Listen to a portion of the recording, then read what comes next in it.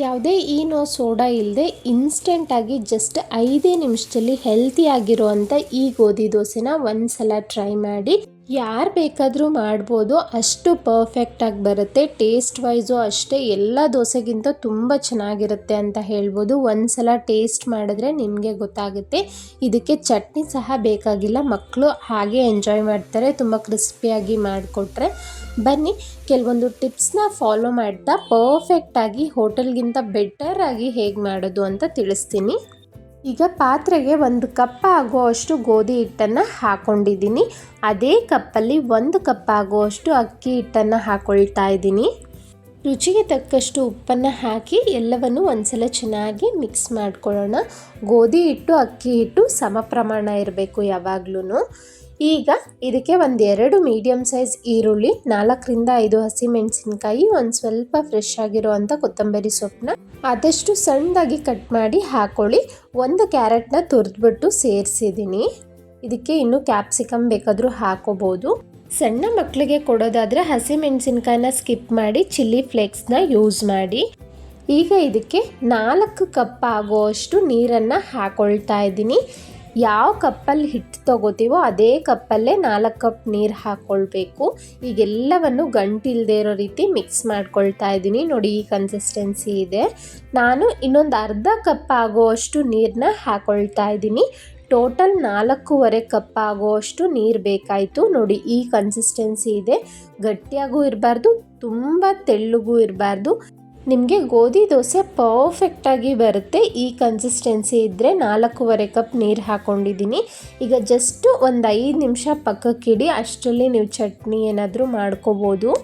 ನಾನಿಲ್ಲಿ 5 ನಿಮಿಷ ಆದಮೇಲೆ ತೋರಿಸ್ತಾ ಇದ್ದೀನಿ. ಎಲ್ಲವನ್ನು ಒಂದ್ಸಲ ಚೆನ್ನಾಗಿ ಮಿಕ್ಸ್ ಮಾಡ್ಕೊಳ್ಳೋಣ. ಒಂದು ಸಣ್ಣ ರಿಕ್ವೆಸ್ಟ್, ಯಾರೆಲ್ಲ ಸವಿ ಕಿಚನ್ ಕನ್ನಡ ಚಾನಲ್ನ ಸಬ್ಸ್ಕ್ರೈಬ್ ಮಾಡ್ಕೊಂಡಿಲ್ಲ ಪ್ಲೀಸ್ ಈಗಲೇ ಹೋಗಿ ಸಬ್ಸ್ಕ್ರೈಬ್ ಮಾಡಿ. ಹಾಗೆ ಡೈಲಿ ಅಪ್ಡೇಟ್ಸ್ಗಾಗಿ ಬೆಲ್ ಐಕಾನ್ ಕ್ಲಿಕ್ ಮಾಡಿ. ಪ್ರತಿಯೊಂದು ದೋಸೆ ಹಾಕೋದಕ್ಕಿಂತ ಮುಂಚೆ ಈ ರೀತಿ ಚೆನ್ನಾಗಿ ಮಿಕ್ಸ್ ಮಾಡಿನೇ ನಾವು ದೋಸೆ ಬ್ಯಾಟರ್ನ ತಗೋಬೇಕು, ಇಲ್ಲಾಂದರೆ ಹಿಟ್ಟೆಲ್ಲ ತಳಭಾಗದಲ್ಲಿರುತ್ತೆ. ಹೆಂಚನ್ನು ಚೆನ್ನಾಗಿ ಕಾಯೋದಕ್ಕೆ ಅಂತ ಇಟ್ಟಿದ್ದೆ. ನೋಡಿ ಚೆನ್ನಾಗಿ ಕಾದಿದೆ. ಈಗ ದೋಸೆ ಹಿಟ್ಟನ್ನು ಚೆನ್ನಾಗಿ ಮಿಕ್ಸ್ ಮಾಡಿ ಈ ರೀತಿ ಸ್ಪ್ರೆಡ್ ಮಾಡ್ಕೊಳ್ಳಿ. ನಿಮಗೆ ಸಾಫ್ಟ್ ಆಗಬೇಕು ಅಂದರೆ ಸಾಫ್ಟಾಗಿ ಮಾಡ್ಕೋಬೋದು, ಕ್ರಿಸ್ಪಿ ಆಗಬೇಕು ಅಂದರೆ ಕ್ರಿಸ್ಪಿಯಾಗಿ ಮಾಡ್ಕೋಬೋದು. ನಾನು ಮೊದಲು ಸಾಫ್ಟ್ ದೋಸೆನ ತೋರಿಸ್ತಾ ಇದ್ದೀನಿ. ಮೀಡಿಯಮ್ ಫ್ಲೇಮಲ್ಲೇ ಚೆನ್ನಾಗಿ ಒಂದು ಕಡೆ ಬೇಯಿಸ್ಕೊಂಡು ಇನ್ನೊಂದು ಕಡೆ ಟರ್ನ್ ಮಾಡ್ಕೊಳ್ತಾ ಇದ್ದೀನಿ.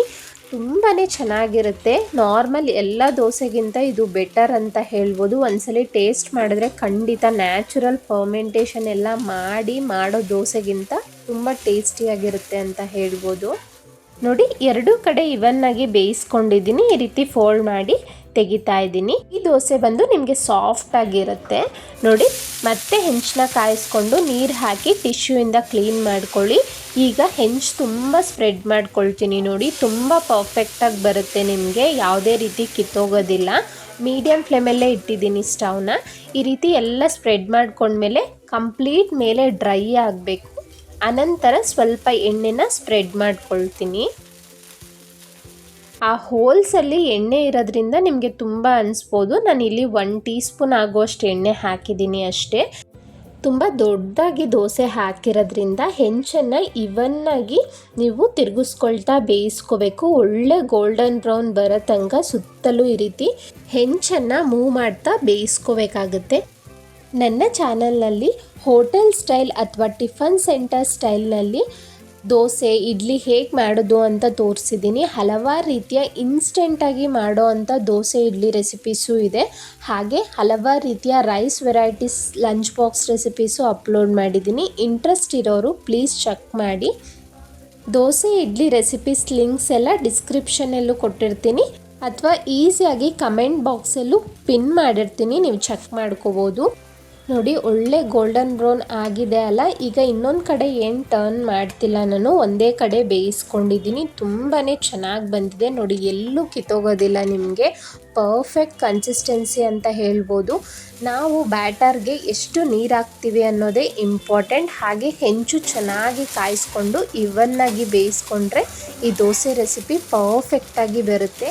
ಪೇಪರ್ ರೀತಿಲಿರುತ್ತೆ ಗೊತ್ತಾ. ನಿಮಗೆ ಹೋಟೆಲ್ ಸ್ಟೈಲ್ನಲ್ಲಿ ರವಾ ದೋಸೆ ಎಲ್ಲ ಇಷ್ಟ ಅಂದರೆ ಸೇಮ್ ಟೇಸ್ಟೇ ಬರುತ್ತೆ. ಖಂಡಿತ ಒಂದ್ಸಲ ಟ್ರೈ ಮಾಡಿ ನೋಡಿ. ನಾನಿಲ್ಲಿ ಹೋಮ್ ಮೇಡ್ ಇನ್ಸ್ಟೆಂಟ್ ಚಟ್ನಿ ಪೌಡರ್ನ ಯೂಸ್ ಮಾಡ್ತಿದ್ದೀನಿ. 1-2 ಟೇಬಲ್ ಸ್ಪೂನ್ ಆಗುವಷ್ಟು ಚಟ್ನಿ ಪೌಡರ್ಗೆ ನೀರು ಹಾಕಿ ಮಿಕ್ಸ್ ಮಾಡಿದ್ರೆ ಇನ್ಸ್ಟೆಂಟಾಗಿ ಚಟ್ನಿ ರೆಡಿ ಆಗೋಯ್ತು. ನೀವು ಫ್ರೆಶ್ಶಾಗಿ ಏನು ಮಾಡ್ಕೊಂಡಿರ್ತೀರೋ ಅದೇ ಟೇಸ್ಟ್ ಇರುತ್ತೆ. ಈ ವಿಡಿಯೋನ ನಾನು ಆದಷ್ಟು ಬೇಗ 1 or 2 ಡೇಸಲ್ಲಿ ಅಪ್ಲೋಡ್ ಮಾಡ್ತೀನಿ. ಡಿಸ್ಕ್ರಿಪ್ಷನಲ್ಲಿ ಲಿಂಕ್ ಕೊಟ್ಟಿರ್ತೀನಿ, ಚೆಕ್ ಮಾಡಿ. ಈ ದೋಸೆಗೆ ಈ ಚಟ್ನಿ ಕಾಂಬಿನೇಷನ್ ಅಂತೂ ಸೂಪರ್ ಅಂತ ಹೇಳ್ಬೋದು. ಎಷ್ಟೇ ದೋಸೆ ಮಾಡಿಕೊಡ್ತಾ ಇದ್ರೂ ತಿಂತಾನೆ ಇರ್ತೀರ. ನಾನು ತೋರಿಸಿರೋ ಅಳತೆಯಲ್ಲಿ ನನಗಿಲ್ಲಿ 10ರಿಂದ 12 ದೋಸೆವರೆಗೂ ಆಗಿತ್ತು. ಒಂದು ಸೂಪರ್ ಕಾಂಬಿನೇಷನ್. ಖಂಡಿತ ಇಮಿಡಿಯೇಟಾಗಿ ಟ್ರೈ ಮಾಡಿ ನೋಡಿ, ನಿಮಗೆ ಎಷ್ಟು ಇಷ್ಟ ಆಗುತ್ತೆ ಗೊತ್ತಾ. ಇವತ್ತಿನ ವಿಡಿಯೋ ಇಷ್ಟ ಆಗಿದ್ರೆ ಪ್ಲೀಸ್ ಲೈಕ್ ಮಾಡಿ, ನಿಮ್ಮ ಫ್ಯಾಮಿಲಿ ಫ್ರೆಂಡ್ಸ್ಗೆ ನನ್ನ ವಿಡಿಯೋನ ಶೇರ್ ಮಾಡಿ. ಹಾಗೆ ಹೈಪ್ ಅಂತ ಒಂದು ಆಪ್ಷನ್ ಬರುತ್ತೆ ಲೈಕ್ ಮಾಡಿದ ತಕ್ಷಣ, ಪ್ಲೀಸ್ ಆದಷ್ಟು ಹೈಪ್ ಮಾಡಿ. Thank you so much for watching.